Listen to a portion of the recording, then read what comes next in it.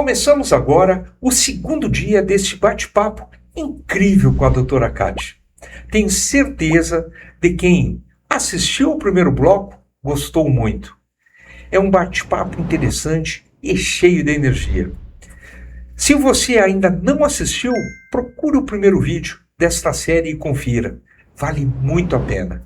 Marcelo, dando continuidade ao CDLcast de hoje, passo para ti. Doutora Kátia, vamos, já que a gente te conheceu um pouquinho melhor agora, a gente, né, teve uma ideia de onde ela veio, para onde ela foi, essa trajetória de sucesso, podemos falar um pouquinho de futebol?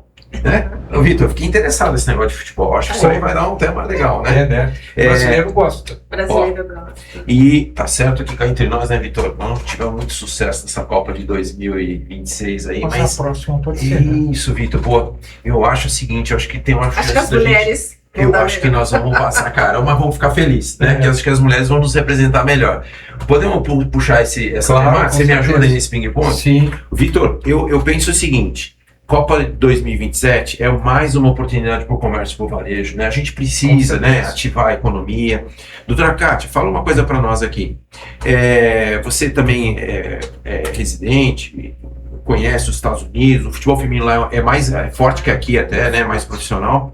Vitor, eu acho que a gente vai ter uma Copa diferente, porque a Copa dos homens, ela é, querendo ou não, mais bruta, né? Você pega um jogo Argentina e Inglaterra, você tem certeza que vai dar um pouco de confusão, apesar de Copa ser mais, né? Doutora Kátia, aqui no Brasil, você acha que a Copa, por ser das mulheres, com as mulheres, etc., vai levar mais família, vai ter um environment, um ambiente diferente? Ótima pergunta, Marcelo. O futebol feminino, ele é muito familiar. Eu acompanho, até comentar um pouco, né? Eu sou empresária de jogador. Conta um pouquinho disso, fala um pouquinho disso. Vou deixar ela falar um pouco. Não podemos esquecer de falar da Copa, mas eu vou voltar. Ótimo. Contar um pouco a minha história do futebol. Boa. Né?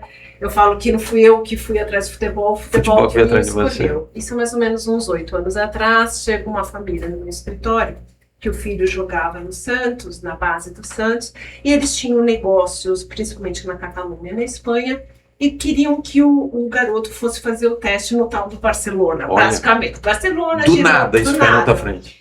E eu não tinha vivência de futebol, nunca fui uma pessoa que torci para futebol, eu acho que eu faço negócio muito no futebol, porque eu não tenho essa paixão, né? Certo.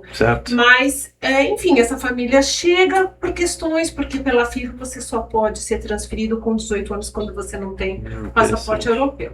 Então eu vi as questões jurídicas, tudo bem, eles tinham um negócio na Espanha, dava para entrar mas questões meramente regulatórias jurídicas, dava para entrar nas exceções da FIFA e tal. E aí precisava apresentar o garoto para fazer o teste. E aí eu falei assim, bom, como é que esse tal desse Barcelona aí, né? Mesmo, do nada, assim? Do nada. Porque eu pensei assim, nossa, eu sou uma empresária nata no sentido de tocar um negócio.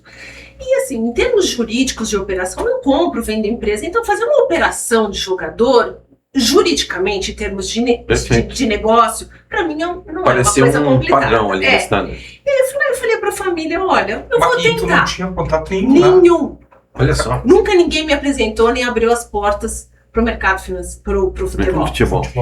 Eu já tinha 47 anos, né? Já tinha uma bagagem, enfim, não era uma vivência, né? Experiência internacional. Traquejo, né? Enfim, e aí eu falei, bom, como é que eu faço negócio no mercado financeiro? Eu basicamente me relaciono com presidentes de banco. Então eu falei, como é que chamou o presidente desse clube? Boa. José Maria Bartomeu era na época. Consegui o e-mail dele, na verdade eu fiz a minha secretária ficar tentando, eu sabia que era nome, ponto, sobrenome, enfim, consegui o e-mail dele. Mesmo? Enviei um e-mail com os vídeos, uma apresentação, como a gente faz quando a gente vai fazer negócio. E aí o presidente do Barcelona encaminhou esse meu e-mail para o diretor da La Masia. Não sei se todo mundo está familiarizado, explicar um pouco aqui. Isso. Que no Barcelona, a categoria de base, a gestão da categoria de base chama La Masia. La Masia, tá. É uma escola... É muito famosa dentro do futebol, porque é onde todos os maiores craques são formados. Carreiras, né? E o presidente do Barcelona encaminha esse meu e-mail para o diretor da La Masia, Jordi Rura, que estava no Barcelona há 40 anos, e ele me chama para uma reunião. Brincando. É mesmo? Eu tenho E aí eu vou para essa reunião. Eu tenho um vídeo saindo. Você foi pra lá? Eu Pegou o avião e foi embora pra falei pra lá? família, eu falei, olha, É mesmo? eu vou assumir minha conta disso, vou tentar. Claro. Se eu não. O desafio era ter as reuniões e convencê-los. Claro. Eu sou boa pra convencer. Convencê-los. Convenceu o marido, pô. Convencê-los Boa. a marcar o teste. Uau, Né? Marcar um teste no Barcelona. imagina. Imagina. E aí, enfim. Catou o avião e foi pra lá. Eu falei, eu vou. Eu vou. Gente fina é outra coisa, né? Ela foi pra lá, se desse tudo errado, ela ia pra praia. Ó.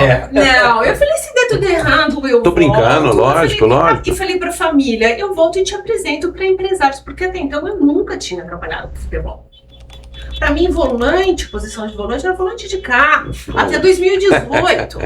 Certo. Não, é verdade. Perfeito. E vou pro Barça e entro na cidade desportiva do Barça, que é uma coisa apoteótica, sabe? São campos e campos, onde treina, nos arredores de Barcelona, é onde treina o profissional, onde treina o feminino, onde treina toda a categoria de base. E vou lá e vou ter reunião com o diretor da base, Olha só.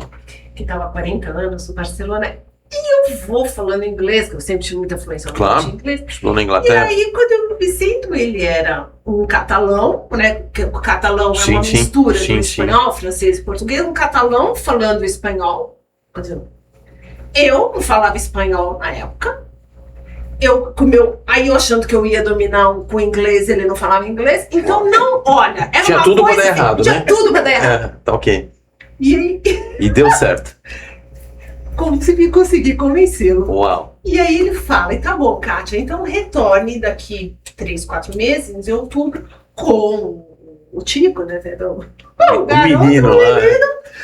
para Fazer um teste. fazer o teste. E aí, esse ano de 2018 eu passo um bom tempo em Barcelona, né? E aí volto em 2018, e aí volto meses Depois, com o e aí menino. consegui também, não só no Barcelona, consegui no espanhol, Uau. também teve o Pegou a manha, Girona. né? Pegou o fio da meada. Vou retornando, e aí acontece uma coisa que mudou a minha vida, eu falo.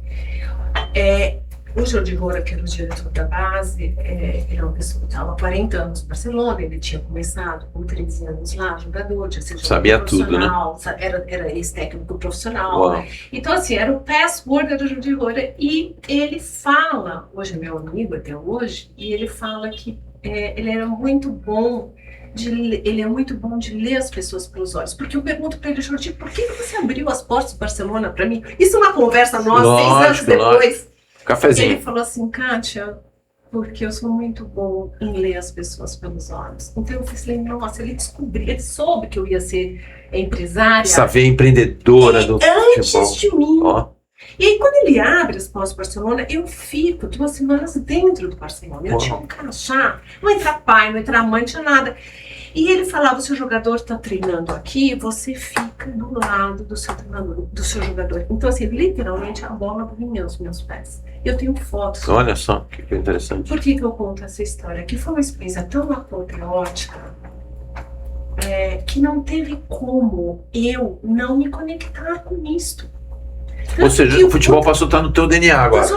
Quando eu volto pro Brasil, Hum. aí uma série de pessoas vieram atrás de mim e falaram, Natural. Kátia, leva quem quiser pro Barcelona. Não é bem assim, Sim, mas é um sentimento. mas as pessoas... Aí, quando foi em 2019, eu falei que eu fui aprender o que era isso. Enfim, isso é uma outra história, mas é mais ou menos assim que eu começo. Nós ainda vamos continuar. Vitor. Mas o legal disso é que tu não fosse por questão nem financeira. Não. Foi o desafio de fazer algo diferente. Interessante. E aí, de repente, muda tudo, né? Interessante. Mas, Vitor, você sabe que eu tenho muito orgulho da minha empresa no futebol, que chama MK Sports. Você vê que eu não sou muito criativa. Tá. Eu tenho o MK Law, escritório de advocacia, e a minha empresa no futebol sou agente FIFA, enfim, aí a coisa tomou outra proporção. Perfeito. Mas exatamente isso veio como um propósito. Hoje eu entendo olhando para trás, e o que nós fizemos de diferente? O futebol no Brasil, ele tem um papel educacional muito importante. Né? Ele tira o jovem das drogas, da rua. O futebol, ele disciplina. Tá? Então, ele tem a figura do treinador, tudo pro jogador é a figura do treinador, que eles falam o sur, né? Professor, o mister. né? Mesmo os profissionais, você vê o respeito que eles têm à figura Hierarquia, do treinador, né? a hierarquia, Perfeito. coisas que... Então, o que eu pensei como modelo de negócio pro MK Sports? Vamos fazer uma gestão profissionalizante. Perfeito. Então, a empresa trabalha em 360 Trabalha com graus. valores, né? Trabalha com valores. Sim. Então, eu falei, mesmo... E aí, a gente tem jogadores que não deram Que legal. certo, por diferentes razões. Sim. Porque, enfim, esse é um podcast para outro, tem muita história para Tem falar. Antes de a gente avançar para outro assunto, por curiosidade, esse é o primeiro gurizão, né, que foi para... É a pergunta que todo mundo quer saber. Ele deu certo? Uma pergunta. Ele não passou no Barcelona, mas como diz o diretor da La Masia, o Jordi Rura, fala, mas não foi importante, porque quem passou foi você, cara. Exatamente. Você passou, Interessante. você passou no futebol. E de alguma forma ele foi assessorado. A questão de dar certo ou não é uma questão. Hoje ele não é que não dá certo. No O que eu Barcelona. aprendi com isso? Lógico que hoje, para eu pensar em levar e apresentar um jogador para o Barcelona, eu penso e analiso. Na época Sim, eu já não tinha, tinha. Não tinha filtro, né? Não é que ele não deu certo. Por favor, né? Então, para escutar isso. Não deu certo no Barcelona Ele está jogando naquela. em Portugal, hoje ele tem uns 18, 19 anos. Que legal. Enfim, é um outro caminho que foi, mas não aquele caminho de um... Mas o que pra mim... Mas ele foi orientado, né? Teve uma orientação inicial. Ele teve, eu acredito, Que interessante. assim, eu sou amiga até hoje do treinador do Sub-12 do Barcelona por conta dessa experiência, porque ele foi pro Sub-12 e foi tão forte. Ele viveu dentro do Barcelona. Só para te ver como as coisas, quando tem que acontecer, acontece. Não era para ele, naquele momento. Era pra ti. E era só fosse ele, na verdade, talvez, para quem acredita, uma ferramenta que Deus colocou na tua vida para te abrir essa Verdade, outra porta, né? A gente nunca Exato. entende direito essas oportunidades, né? E dali, para você imaginar, o Jordi, lógico, é uma pessoa muito famosa no futebol, aí tudo vai validando, né? Então, por exemplo, aí eu vou pro Girona, que faz parte do grupo do Manchester City, do grupo City, que é um colosso mundial de futebol. Então eu tive no Manchester City porque o presidente do Girona falou, olha, a Kátia tá indo. Então, com a primeira vez que eu fui pro Manchester City na Inglaterra, eu sou recebida pelo Head Scout mundial do grupo, e ele nem sabe muito bem porque ele tá me recebendo lá. Porque eu não estava indo para apresentar um jogador, estava para apresentar o meu trabalho, a minha empresa. E aí eu chego no Manchester City, e imagina, um nome em inglês super importante, e eu entro na sala de reunião e falo assim, você tá vendo aqui? Você tem meia hora. Porque aí ele tinha, imagina, um nome, Sim. Head Scout do grupo City, dentro do Manchester City, pra você imaginar. Claro. E aí eu pego meu celular, e eu sempre sou muito objetiva aí, e virei meu celular, eu lembro que começava 1h30. Então eu falei, tá bom, eu tenho 30 minutos. Então eu viro meu celular e controlo. E quando deu 1h53, eu falo pra ele, bom, a gente tem só mais 7 minutos, então eu vou finalizar. E ele fala pra mim, não, você ganhou e earn meia hora a mais. Olha que legal. A objetividade valoriza o outro, né? Muitas Enfim, vezes. e aí as coisas foram evoluindo. Muito obrigado por ter nos acompanhado até agora. Estamos encerrando o segundo dia. Se você ainda não assistiu o primeiro, aproveite para conferir. Se já assistiu, obrigado por continuar conosco também neste segundo dia. Isso demonstra que o bate-papo está realmente interessante.